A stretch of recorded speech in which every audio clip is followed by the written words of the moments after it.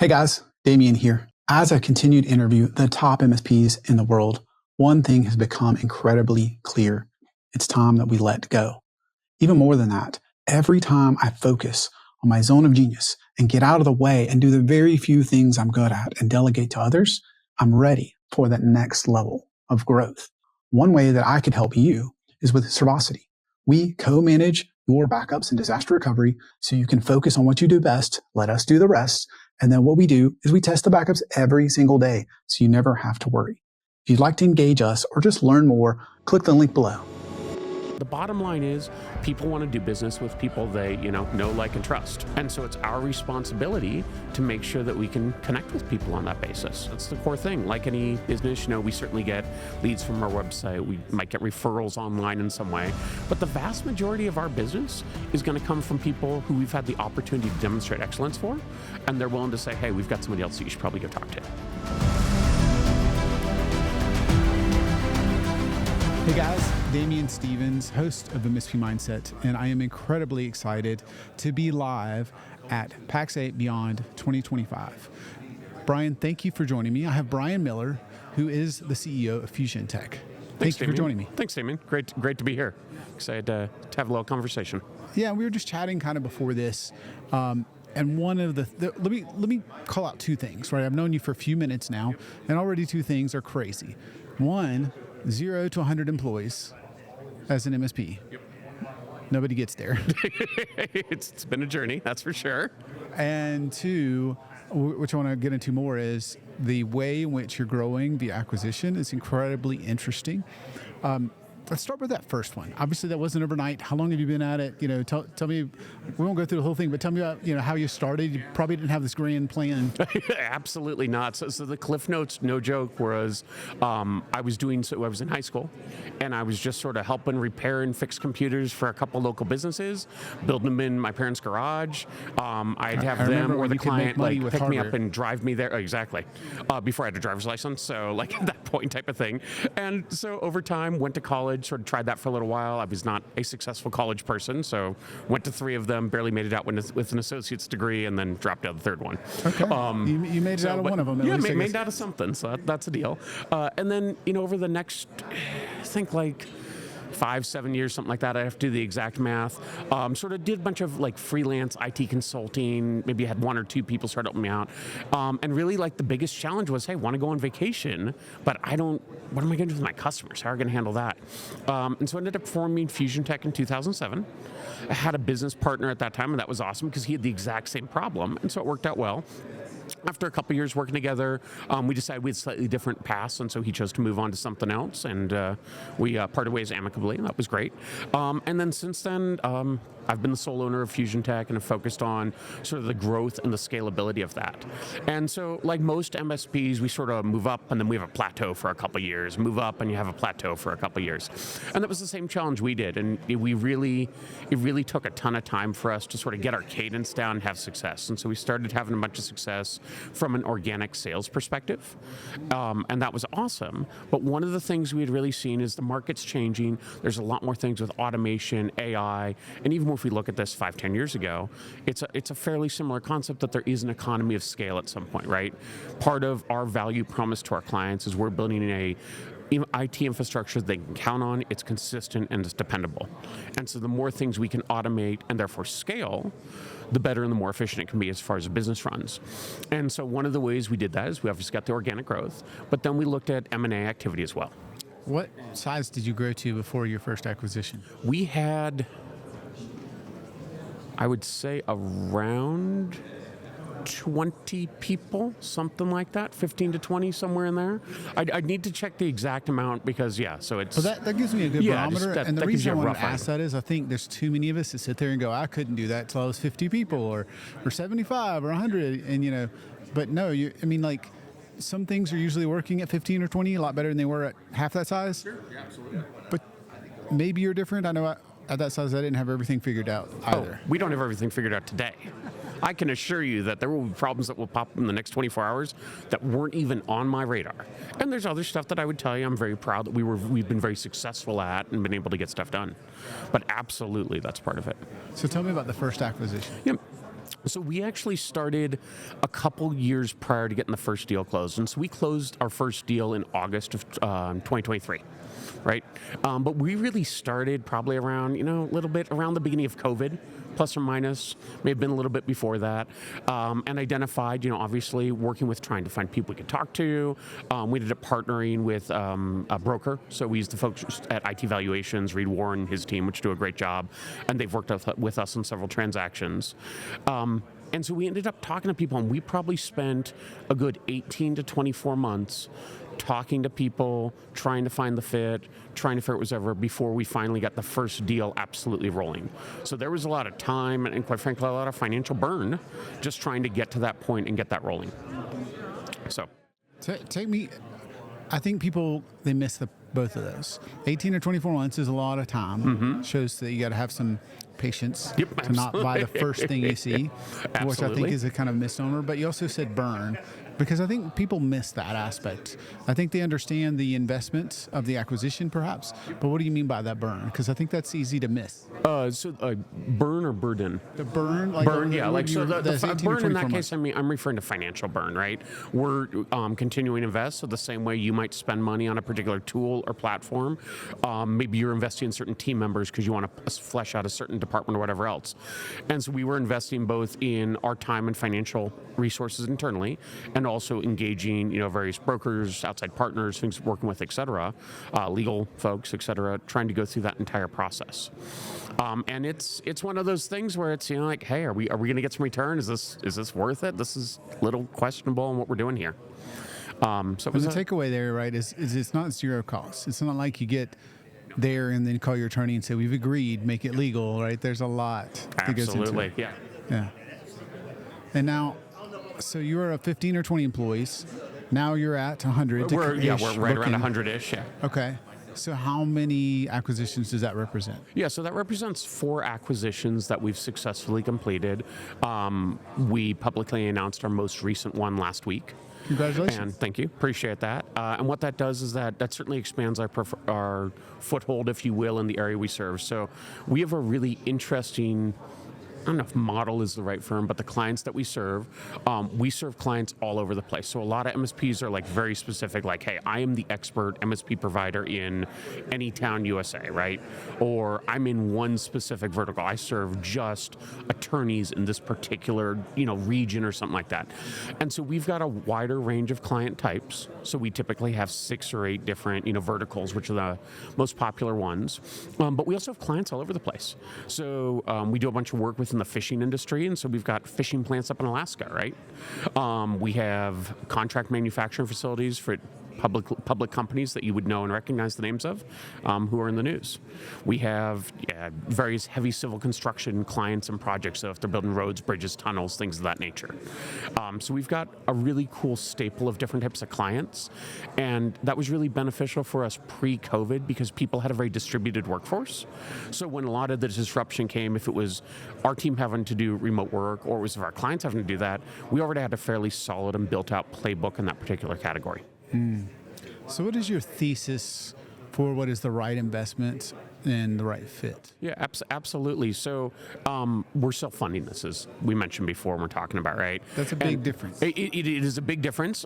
It's also when it's your own money and money you're accountable for. It's a little bit different in sort of how you might look at that and how you, instead of playing with somebody else's money, so to speak. But really what we're looking for in that case is we're trying to find businesses that have built and have solid employees. So like great people who understand the MSP business. They have awesome clients to work with. And typically they have one or more owners that for whatever reason, they've decided that they want to move on to a chapter which doesn't involve running an IT business. One of the things I'm proud about is in all 4 deals that we've done, every single deal has had a different structure, both in the terms of how we structured the actual purchase of the business, and then also in what the former owners of the business did post-transaction, post-close. Give me an example of what that means, because obviously every deal has a different valuation, but I think you mean more than that. Help me understand that. Yeah, absolutely. So I think I certainly have part of my personal identity tied up in my IT business, as I think most people do. And so if somebody's looking to sell that business and move on to the next chapter, that's a tough thing to do, because you've got to both financially understand what it looks like, emotionally and mentally look at what's about it. And there's a lot of different parts. I mean, I was chatting with some people at this event yesterday, and there's a decent portion of my social network, so to speak, that I see at these events, I see in this industry. Most people are either in the MSP industry or they're other business owners in other industries. That's just how that sort of functions. And so because of that, you look at people and they're like, hey, I'm moving on to the next chapter. It's tough to do that. And there's people who are at different areas. So I'll give you a great example of the first deal that we did. There were two business partners. They'd had the business, I think, like 20 to 30 years, something like that. Both really sharp, really solid guys. One of them was basically like, hey, I want to do something else full time. I'm here to professional support. I'm going to follow up, make sure I get the right connections. But as soon as possible, I'd love to roll off and sort of do my own thing. I got a classic car I want to go drive. I'm going to go take some trips, etc. And so we structured that deal with that particular partner. And then with the other person, he's like, I just want to transition, de-risk a little bit, but I still want to be actively involved. And so he ended up, and so we had sort of a graduate plan where he stayed on full time for a length of time. And then he's slowly ramping that down at this point as far as it goes. And so it's great because there's consistency from a client relationship perspective. It's great from a knowledge share perspective on both their behalves across the board. And they feel they get a benefit, we get a benefit, so everybody wins. Yeah, and for everybody listening, right, this dispels a lot of myths, because not everything's private equity, like in your case. And then in this case, it sounds like you're keeping the team, you're in some cases keeping ownership. Absolutely. So our goal is always to offer employment to all of the members of the team. They were all there for a reason, so we'd ideally like to make it work. Now, with any sort of business, we recognize, especially at this size now, there's people who are like, I love working at that 10 to 15 person company. I don't want to be, somebody in the 100-person company, even though I think we've got a good culture, we have great events, we have great communication, etc. There's people where they're just like, hey, that's not the right chapter or fit, and that's totally fine, and we want to help them move to whatever is a better fit in that case. By the same token, there are people who are like, hey, I had sort of maxed out my skill set or knowledge or growth opportunities, and so I was going to look to leave the MSP I was at. But in a larger company, we're able to have more people who either focused on a very specific subset area of the business, and there's a larger growth trajectory path. There's typically also, I'm an IT person, technologist at heart, right? It's like cool, shiny things. There's bigger companies, more cool, shiny things to go play with and make work. And especially with AI and everything else, just the materiality of the changes you can make and the impact is a lot bigger in that case. Yeah. So I want to talk a little bit more about this, because there's certainly a number of MSPs that have decided to make an acquisition organically, without private equity. But in my experience, they find themselves in a spot where there's at least 5 or 10 years on that note, and before they can do another, right? They can't do that. But you've done many in just a couple of years. So how are you able to continue to do this and continue to do this part of your plan? Absolutely. So obviously, pulling different financial levers to help facilitate that. So that's part of it. Another part of it is we tightly focus on how we run the business from a metrics perspective. And I will tell you, we're a lot pickier than a lot of the companies we've acquired just from a time tracking perspective or effective hourly rate or managed services burn. But because I think we've got more command and control on those numbers, we recognize, hey, it's going to be tough for a couple months or this or that, but we have all the needles and various levers we can move, so to speak, which is a really impactful part of it. Mm-hmm.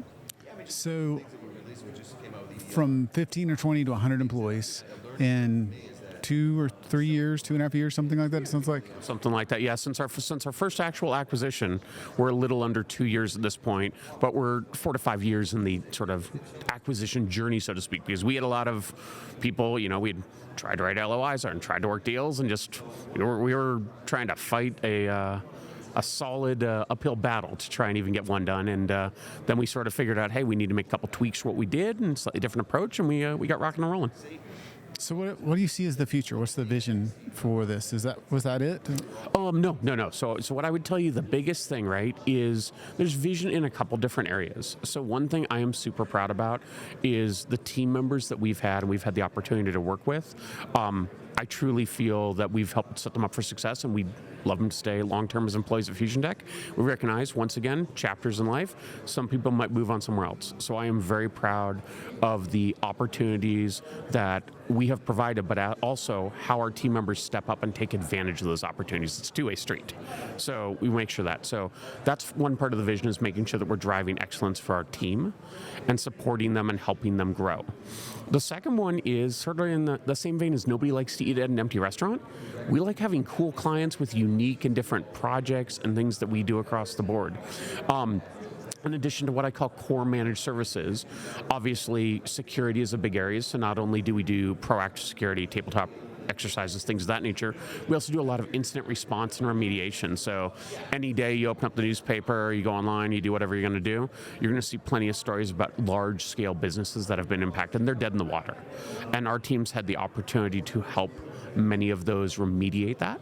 And one of the things I really like about it is I liken it to, if I'm going to go get heart surgery, really, do I want the person who's watched a couple of YouTube videos about heart surgery and they've done like the operation game or something? Or do I want the person who's like gone in there, this is their core thing, they like understand this, they've seen this, they've worked through all sorts of unique edge cases? And I feel that because our team has exposure to those sorts of incident response events, it makes us better from a security, recommendation, and preparedness point of view. Because it's one way, it's academic to say, oh, hey, we saw this, or a BEC, business email compromise, or somebody got in there and detonated some ransomware. It's a totally different thing if we say, hey, we know what they did is they did this social engineering thing, or they leveraged this particular vulnerability, or they did this other item. And that makes it so we can better educate our customers and explain, hey, this is an appropriate tool, and this isn't us just trying to like sell random products and services, but we understand what your business is, we understand where the business risks are, and that's part of what we're putting in place to set you up for success. As part of your growth, I'll say the P word, to be the platform, right, that kind of thing, is that not part of what you see as part of it? We've wound up there to some extent at this point. That was not the original intentionality, but that is a happy byproduct, so to speak, of that part of it. And quite frankly, I mean, the platform thing, while nice, that's not really the necessary goal. Like I said, like making sure we're making a solid impact for our team members and making a solid impact as well for the customers and clients that we serve. Those are really what I view as the important parts of that. And so the success that we have in this business is a byproduct of that. And I'm happy for that to be a byproduct, but it doesn't need to be the star of the show in that case. Yeah. So what do you foresee as your growth in the future? Is it going to be mostly organic or mostly M&A, or? We want to track in both categories, right? So, and like any business, there's peaks and valleys where it might be heavier on the M&A side or heavier on the organic side as far as that goes. But I think a healthy business is in both categories. You know, we, like every other business, are going to have churn. There's going to be people that say, hey, we're not a fit anymore. We might think they're not a fit. A lot of, merger acquisition sales things from a client basis. Like the PE market is very hot, not just in the MSP space, but a lot of other ones. And so I'd tell you, maybe like at this point, once a quarter, plus or minus, maybe a little less on a yearly basis, we've got decent sized customers who are like, hey, we sold.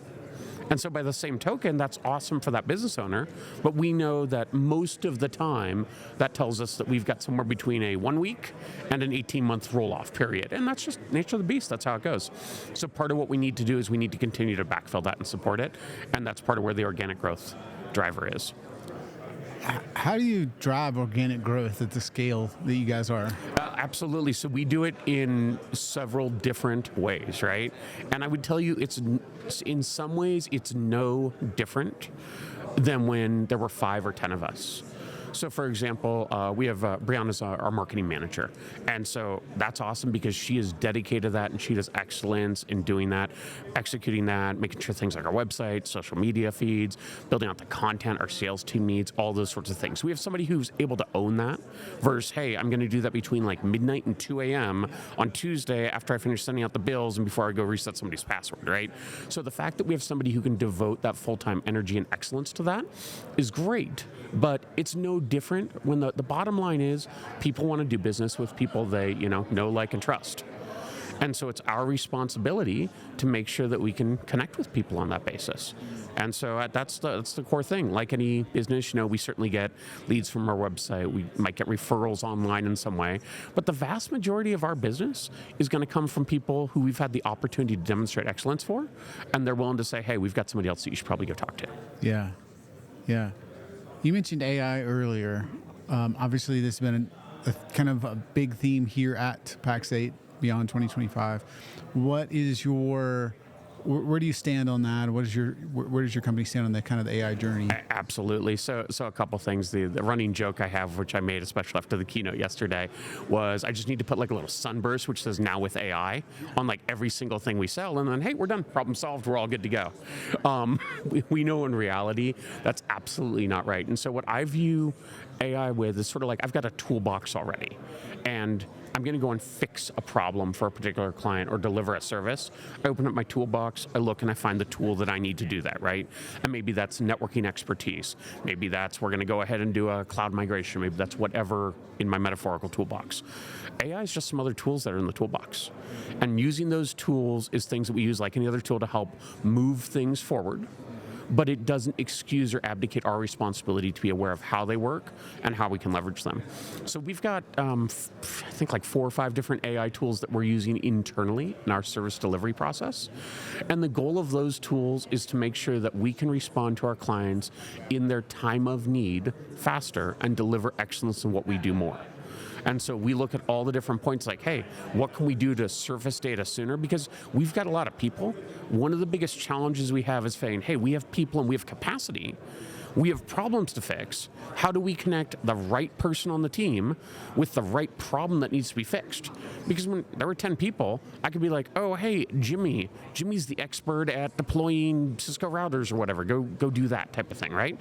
Well, now we've got this unique thorny issue coming in, and we're like, okay, so somebody could solve that problem somehow, but how are we going to do it? Or, hey, there's so much noise and hustle there. Maybe something gets lost in translation. We're like, once again, we're 10 people. I just have like the clients just pick up the phone and call me directly, or maybe send me like the hate email, which everybody occasionally gets, like, you've dropped the ball on all this stuff across the board. And we're like, yeah, but we're going to take accountability, we're going to fix it and resolve what we need to. I love that. So in your mind, is AI something that you can actually drive tangible business value from today? Absolutely. 100%. It's both tangible currently, and then the next thing that we're starting to do is partner with some of our clients and help them on their very specific AI journey. Because once again, similar to the security analogy I used earlier in the YouTube video, if we don't use it internally, why on earth would we ever be qualified to sell or deploy it? But if we use it internally for business processes, and we have been, or several months in this case on most of those things, it's certainly been within the last year, that allows us to have real world experiences and shares in that particular case. Yeah. I bet I know the answer to this, but are you AI first or people first? And what I mean by that is you're 100 employees. So I don't know how many like L1s that is, but it's probably more than a couple. Yeah.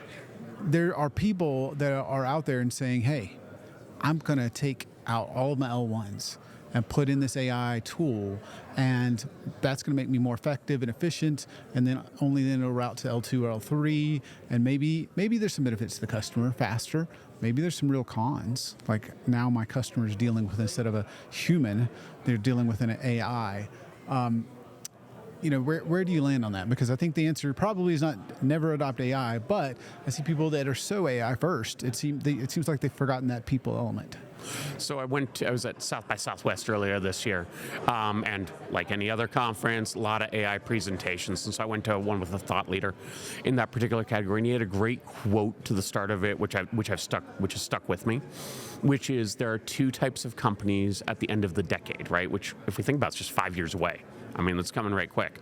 There are going to be those that fully embrace AI, and there are going to be those that are no longer in business. So you have to embrace it.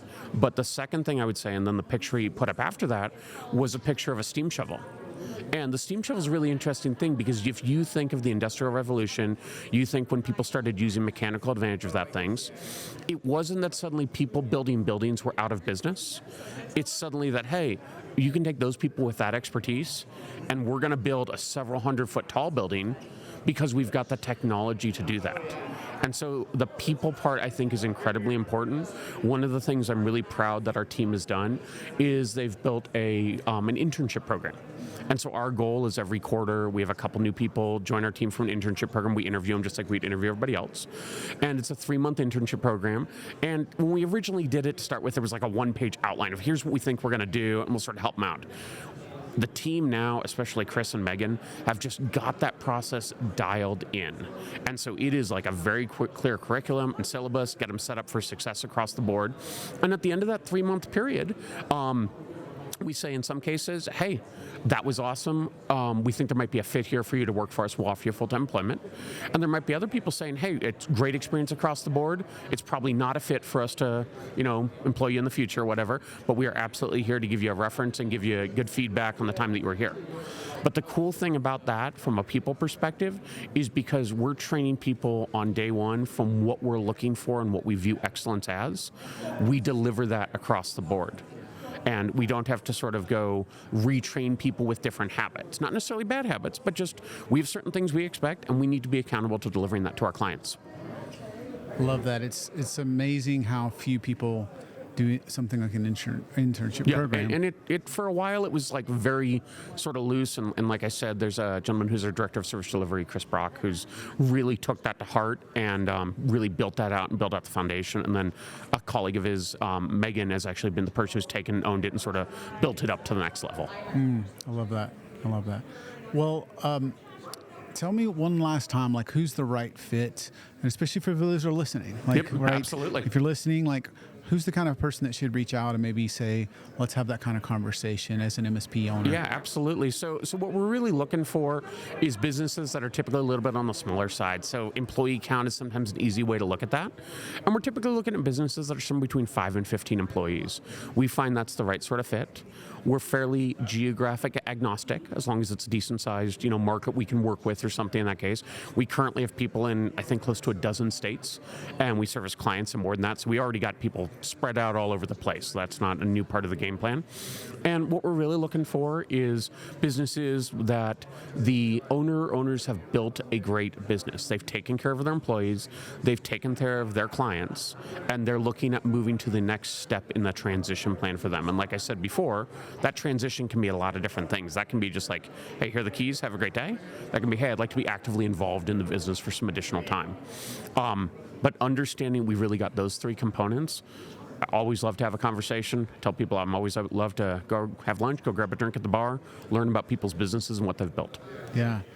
Tell people how they can find you, connect with you online, social media, whatever you prefer. Yeah, absolutely. So website's obviously easiest thing for things that we're doing from a business perspective.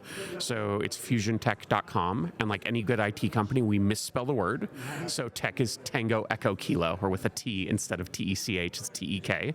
And then LinkedIn's the other one. Our marketing team does an awesome job at sort of building that out, posting a lot of information there. Certainly reach out to connect via LinkedIn as well. That's awesome. And for anybody in the MSP community, I'm always happy to help chat with people directly. You're always welcome to email me directly as well. And so my email address is super easy. It's bmiller@fusiontech.com. Yeah, make sure to take Brian up on that offer. And I've already learned a ton, and I just can't tell you how much I appreciate you being here and spending the time with me. And thank you so much for being on MSP Mindset. Thanks so much, Damien. Really enjoyed it. Absolutely.